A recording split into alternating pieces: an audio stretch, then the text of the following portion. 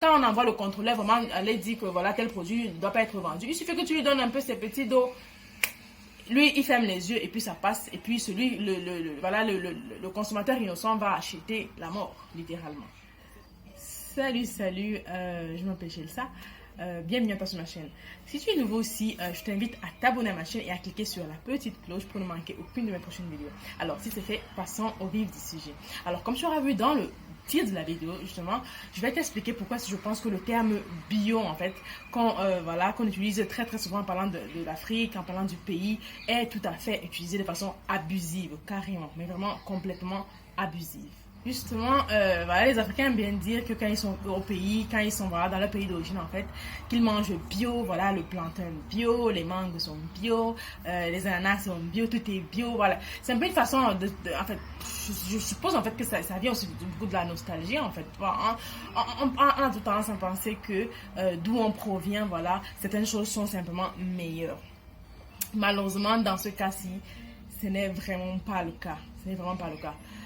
Laisse-moi te dire que les seuls produits de consommation alimentaire naturelle en fait, c'est-à-dire que ce soit qui proviennent de l'agriculture, de l'élevage, qui sont bio dans nos pays africains, sont ceux qu'on utilise, voilà, sont ceux qui sont produits à usage non commercial en fait. C'est-à-dire la grand-mère qui cultive de la banane derrière sa maison ou du maïs et qui a ses 10 poules qui se baladent dans la cour là. Ça sont les seuls produits littéralement qui sont bio. Tout le reste, mais la grande et vaste majorité, sont pas du tout bio et sont même dangereux pour la consommation. Laisse-moi te prendre quelques exemples et quelques chiffres. Voilà, j'ai pris quelques notes parce que l'homme n'est rien sans son bas. Donc, sur 1325 pesticides qui circulent en fait dans la zone CEMAC par exemple, 80 sont interdits et ont été vraiment bannis et jugés dangereux pour l'être humain. C'est-à-dire ne peuvent pas être utilisés pour des produits qui sont ensuite consommés par les animaux et même par les êtres humains. Parce que n'oublions pas que quand on utilise un produit sur un animal qui sera consommé par l'être humain, ça finit par se retrouver dans le corps de l'être humain. Ça me semble évident, ok? Donc, il y en a 80 qui sont, je veux dire, c'est-à-dire qui ont la tête de mort dessus, quoi. C'est juste, interdit. Interdit. Mais chez nous, ça circule librement. Ok, récemment, quand je parlais avec un entrepreneur agricole, en fait, qui est basé au Cameroun, il me disait il m'annonçait, en fait, c'était vraiment une information, genre, qui circule un peu parmi les vendeurs, là, tous les gens qui vont marcher avec les produits, que les femmes pulvérisent sur des tomates des fongicides juste pour prolonger, en fait, leur durée de vie. C'est-à-dire, si une tomate devait rester fraîche pendant 5 jours, la tomate restera fraîche pendant 10 jours. Voilà, et ce sont les tomates qu'on prend, on rince juste à l'eau claire et on mange. Non, c'est pas suffisant.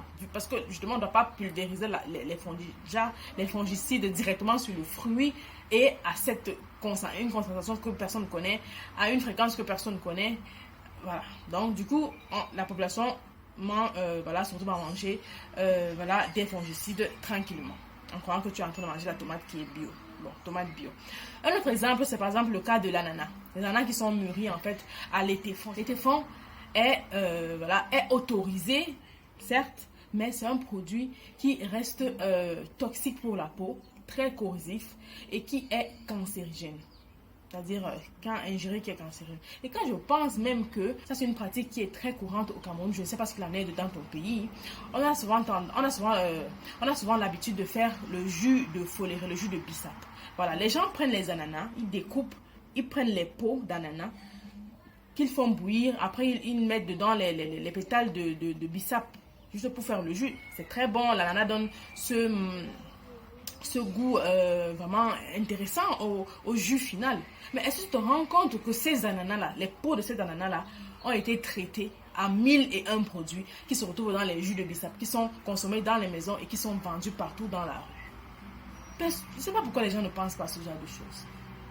Je sais pas pourquoi. Et ça, c'était le cas de l'ananas. Ok. Récemment, il y a eu un scandale sur la banane plantain, la banane douce, qui était mûrie au formol. C'est-à-dire, les gens, les femmes, les vendeurs achetaient du formol qui mettaient à diluer dans de l'eau, pulvérisé sur les régimes de banane plantain, et le lendemain, tout était mûr.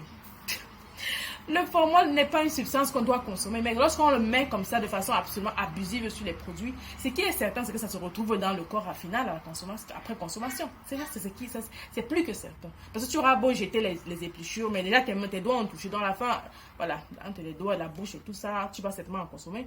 Et puis, ça traverse aussi la peau des aliments. Donc, I don't know. Est-ce qu'on peut parler de bio? Voilà. Prenons un dernier exemple, par exemple le cas du cacao. Alors, le méthallaxyl en fait est utilisé voilà, sur les plants de cacao pour combattre la pourriture brune. Le méthallaxyl est cancérigène, reconnu sur par tout le monde. 85% des propriétaires de cacaoyères utilisent ce produit-là sur leurs plants. Produits abusifs, produits interdits, produits dangereux pour leur santé et pour ceux qui consommeront ce cacao-là. Voilà. Je sais pas, est-ce qu'on peut parler vraiment de bio après ces exemples-là? Et ce ne sont que quelques exemples, je sais pas, peut-être c'est 4 exemples. Est-ce qu'on peut réellement parler de bio dans nos pays? Franchement, est-ce qu'on peut parler de bio? Et puis, il y a un autre truc aussi, c'est que la majorité des agriculteurs, en fait, qui sont implantés au pays, reconnaissent eux-mêmes qu'ils ne sont pas, ils sont pas éduqués sur le sujet. C'est-à-dire, ils mélangent un peu, voilà, ils font leur mélange de façon vraiment très empirique, parce que le voisin a fait, bon, moi aussi je prends, je mélange comme tel m'a dit, je mélange et je pulvérise sur les ananas, je pulvérise ça sur les cultures. Ça, c'est la vraie réalité de nos pays. Est-ce qu'on peut vraiment parler de bio? I don't think so. Donc, alors, quelles sont vraiment les causes d'une telle situation? Moi, j'en vois 2, en fait.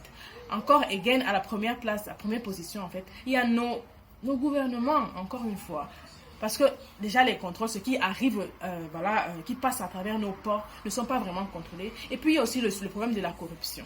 Parce que même quand on envoie le contrôleur, vraiment, aller dire que, voilà, tel produit ne doit pas être vendu, il suffit que tu lui donnes un peu ces petits dos. Lui, il ferme les yeux et puis ça passe. Et puis, le consommateur innocent va acheter la mort, littéralement.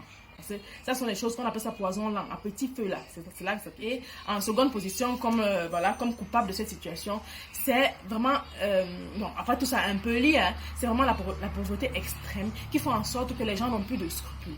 C'est-à-dire, on veut gagner à tous les prix. Comme tu as investi 100 francs là, 1000 francs doivent sortir de ces 100 francs là. On ne peut pas savoir comment. Les gens meurent, les gens ne meurent pas. Je dois récupérer mon argent. C'est-à-dire, il y a vraiment, il y a un manque de conscience littéralement. Les gens sont devenus méchants à force d'être pauvres.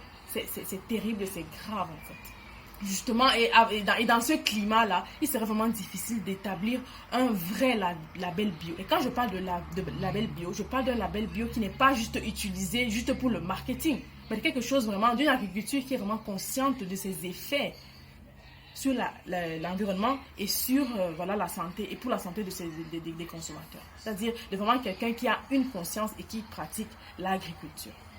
Voilà. Donc parler d'un label bio dans nos pays actuellement, dans le climat qui règne, c'est vraiment difficile. Après, on peut commencer bien sûr déjà à conscientiser déjà pour que les gens prennent conscience vraiment que c'est tellement néfaste.